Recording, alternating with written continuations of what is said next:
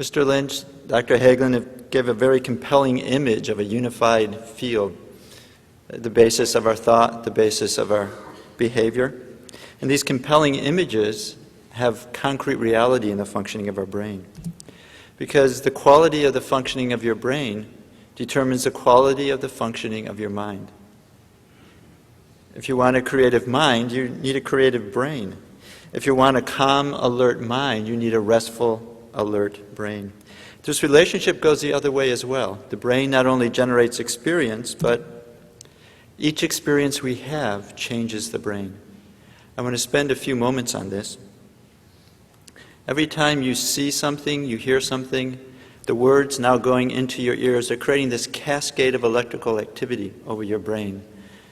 Individual neuron by individual neuron is sending the information, and you have they're as if connecting hands. We have this delicate network over your brain, and that's what lets you see. That's what lets you decide. And every time you have an experience, that network gets a little stronger. Your brain is a river. It's not a rock. Indeed, 70% of the connections between your brain cells change every day. What we have here is an example of two dendrites. Dendrites are where one cell takes in information. And these little bumps that you see here are called dendritic spines. This is where one neuron is communicating with this neuron. Now, you have 100 billion neurons in your brain. Each one gets input from about 10,000 other neurons every second. You can imagine getting 10,000 phone calls a second and trying to integrate it together into one coherent output. That's the life of your brain cells. And what they do, I guess, for self-preservation is they're constantly changing. They're creating connections, losing connections. What we'll be doing here is showing you a movie, 8 successive slides, which shows the connections in this one area over 8 successive days. So everyone can see? Yeah, here we go.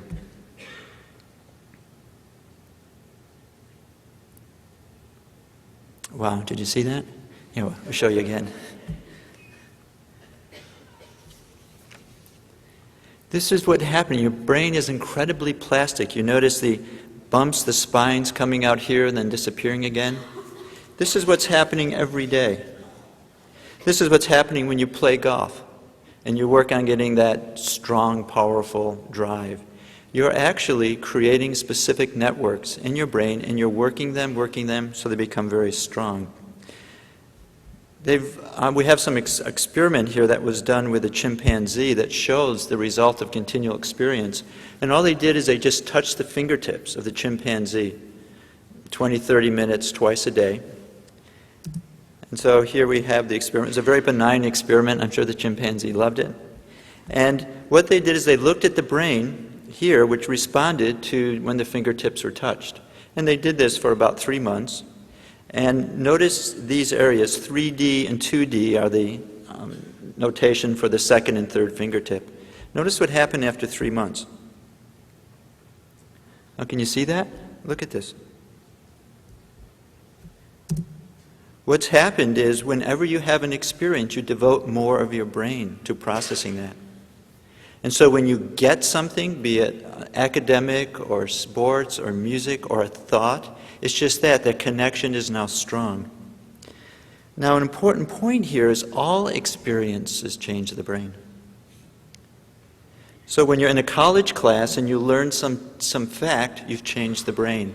But also the whole college's experience is affecting the brain. Students are often under great pressure. They're often overtired, and this also changes the brain. When you're under high stress and fatigue, what happens is something called downshifting. Downshifting. You shift down to a more primitive style of functioning where the back part of your brain here, which is your concrete sensory area, talks to the motor system, and that's it. You're in more of a stimulus response mode. Someone comes up and says, "Your hair doesn't look very good today." And you get really angry at them. You don't have to get angry at them. They may be making a joke. What's happening is under stress and fatigue, or maybe your hair doesn't look good. Some people don't have to worry about it. Under stress, under fatigue, what happens is this front part of the brain here This is the CEO of the brain. This is where David Lynch is in your brain. This is the director. All other parts of the brain send their information to the front, it gets integrated, it's sent back out. Under high stress, these connections are not used. And when you actually have connections of this part of the brain and someone comes up and makes a comment about your hair, you say, oh, you didn't get a good sleep last night, or it's a joke, or he thinks I'm somebody else. You're not responding to the surface value of that relationship. You can see more fundamental to it. Now, what does happen over time under high stress and fatigue is this area, the CEO of the brain, is just not involved in usual experience. And that's what this picture is of. These are people lying down. This is their spinal cord, so their feet are coming out at you. You're looking up at the top of their brain. This is where the eyes are, and these are both during eyes closed rest. And what we're looking at is brain metabolic rate. Now, this Swiss cheese you see over here, they're not really holes here, but these are areas, these are functional lesions. That is, these parts of the brain are not involved in whatever you're doing. What this means is that you can, and this is, by the way, a very violent individual. It's a criminal. It's not a college student. But high drinking, high stress, mental stress, physical stress results in this. The brain is constantly being rewired. So you may be wondering what can strengthen these frontal connections, and Transcending does this. It actually directly exercises the frontal area. It makes it alive, it connects it with the other parts of the brain. When you meditate, you build up your CEO. You make connections to that part of the brain. So let us look at Shane Zisman's brain. What we have here, let's give a hand to Shane.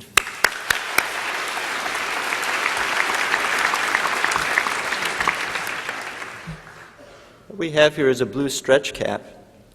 In the blue stretch cap are specific sensors, and they're taking the electrical activity of the brain. What we see on the screen is the ongoing electrical activity. This line is what's happening right now. And now these big peaks here are when he blinks. Can you blink, Shane? There we go. Thank you. So this is the left front, this is the right front, and these are the ones in between. Now, we're seeing his brain in Technicolor, but his brain's not really functioning in Technicolor. But here we have a brain laughing. So what we'll do is we'll bring up one sensor, and we'll just look at this. We'll first bring up one sensor in the front, and we'll have him sit with eyes open, eyes closed, so you can get a feeling for how the brain waves are changing. Then we'll have him meditate, and you can just see the difference then. Now, this is what the brain looks like when you're looking out at 1,200 people looking at you. The brain is very active. It's processing all these shapes, people, etc., the lights. And so you see this very fast activity here. This is 1 second, so this is about a 20 cycles per second wave. It's called beta activity. And this is what happens when the brain is actually processing. Many different parts of the brain are working very quickly, but they're not in coordination, so they don't line up. Let's get a second channel here. This channel will be in the back. And now, Shane, you can close your eyes.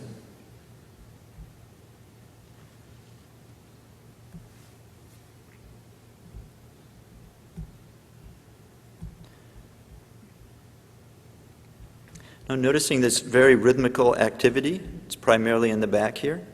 See this? This is called alpha activity. The back part of your brain is your visual center. Everything falling on your eyes streams to the back, and it just gets it completely revved up and is processing it.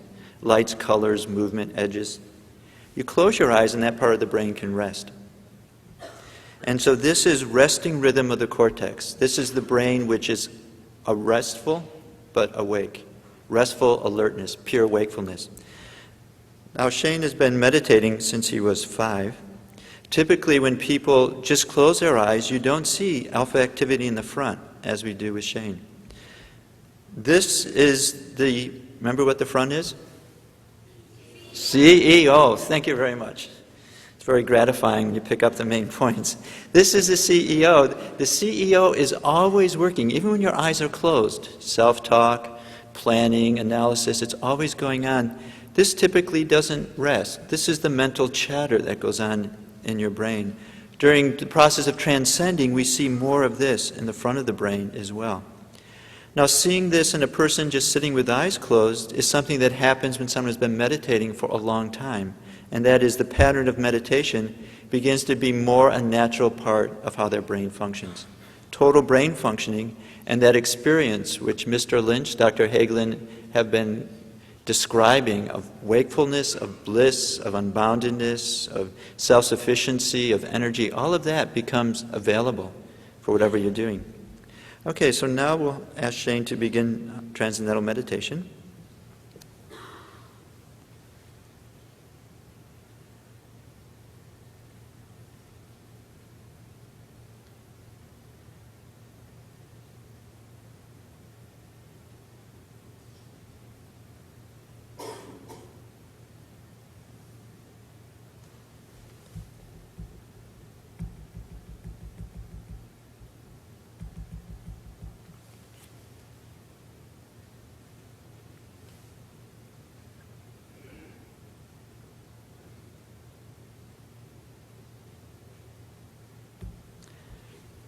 And what we see here is quite remarkable. You don't typically see this. If there's any EEG people in the audience, I'm sure you're saying, where is that coming from? This very high amplitude alpha activity in the front of the brain. And notice how it's tracking what's in the back of the brain. See, it's going up and down here, and the same way it's going up and down in the back, here as well. The whole brain is as if coming into sync, into single unity of functioning, total brain functioning. And this is underlying that experience of wakefulness, of alertness. And notice also how it's seen throughout this whole record, this whole 8 seconds. This is the experience, this is the brain state that's happening when you meditate.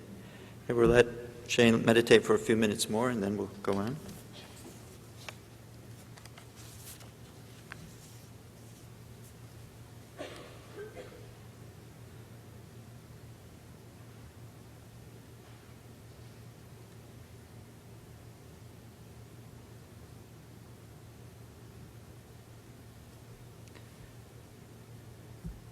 Now you notice this cycling here. There's much more of this global alpha. Here it goes away, here it comes back again. The whole process is very dynamic, with the mind settling down, coming back out, settling down. You become very familiar with that whole level of life. So now what we do is we'll ask Shane to stop meditating, sit easily for a minute or so, and then open his eyes. So the point I hoped you could see is that with TM practice, something is happening quite remarkable. That part of the brain which typically is always active, where we always have this very fast activity, as we see now as Shane's coming out of meditation, it can be restful, it can be alert. The whole brain can be functioning as one, total brain functioning. And since you're constantly creating and recreating your brain circuits, this experience helps to create a new type of circuit. What will your brain be like when you graduate?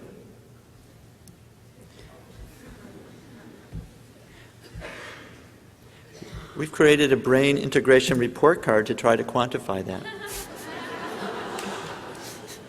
This report card is asking, what is the impact of your total college experience?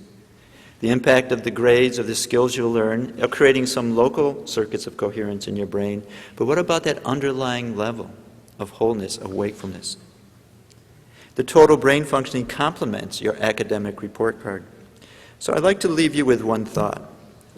This is going back to the Wizard of Oz motif. Here we have the Wizard of Oz rewarding to this scarecrow. Remember what the scarecrow wanted? He wanted a brain. And remember what he did? He sacrificed himself, being burned to death and brought off by the monkeys, and the straw being torn off, all of that for a brain. And look what he gets. A piece of paper. So what I say to you is, don't be content with just getting a piece of paper from your college degree.